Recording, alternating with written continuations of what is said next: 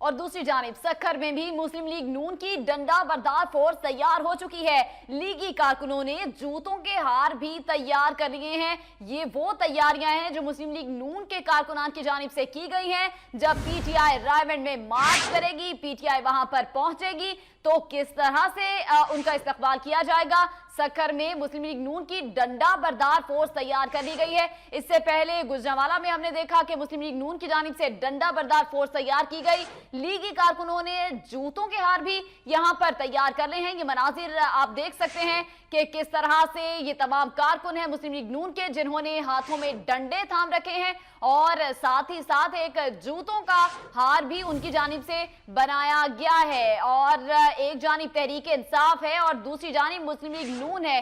30 सितंबर को होने क्या जा रहा है ये तो आने वाला वक्त ही बताएगा, मगर तैयारियां क्या हो रही हैं ये हम आपको बता रहे हैं। तैयारियां ये हो रही हैं कि एक जानिब डंडा बरदार फोर्स तैयार की जा रही है, तो दूसरी जानिब बल्ला बरदार फोर्स भी तैयार की जा रही है। ये मनाजिर आपको दिखा रहे हैं। जूतों का हार भी तैयार कर लिया गया है, जो लहराया जा रहा है ये हार, और ये दिखाया जा रहा है टेलीविजन स्क्रीन पर कि ये हमारी तैयारियां हैं जो हमने कर ली हैं। और 30 सितंबर को रायवंड में मार्च होने जा रहा है। पीटीआई की जानिब से उसको रोकना कैसे है, ये तैयारियां मुस्लिम लीग नून की जानिब से कर ली गई हैं।